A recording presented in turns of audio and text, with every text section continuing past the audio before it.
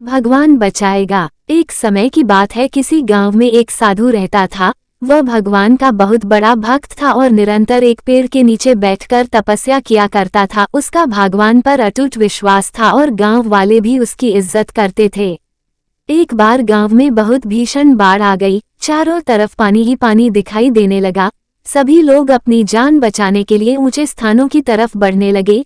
जब लोगों ने देखा कि साधु महाराज अभी भी पेड़ के नीचे बैठे भगवान का नाम जप रहे हैं तो उन्हें ये जगह छोड़ने की सलाह दी। पर साधु ने कहा, तुम लोग अपनी जान बचाओ, मुझे तो मेरा भगवान बचाएगा।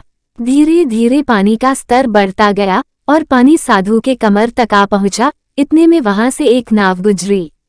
मल्लाह ने कहा, हे साधु महाराज, आप इस नाव पर सवार हो जाएं, मैं आपको सुरक्षित स्थान तक पहुंचा दूंगा।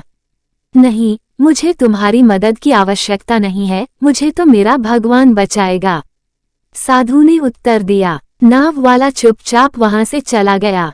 कुछ देर बाद बाढ़ और प्रचंड हो गई। साधु ने पेड़ पर चढ़ना उचित समझा और वहां बैठकर ईश्वर को याद करने लगा। तभी अचानक उन्हें गड़गड़ाहट की आवाज सुनाई दी।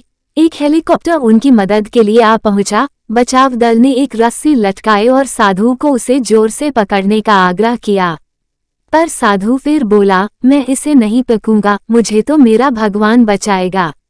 उनकी हट के आगे बचाव दल भी उन्हें लिए बगैर वहां से चला गया। कुछ ही देर में पेड़ बाढ़ की धारा में बह गया और साधु की मृत्यु हो गई। मरने के बाद साधु महाराज स्वर्ग पहुंचे और भगवान से बोले, हे प्रभु, मैंने तुम्हारी पूरी लगन के साथ आराधना की, तपस्या की, पर जब मैं पानी में डूबकर मर रहा था तब तुम मुझे बचाने नहीं आए, ऐसा क्यों प्रभु? भगवान बोले, हे साधु महात्मा, मैं तुम्हारी रक्षा करने एक नहीं बल्कि 3 बार आया।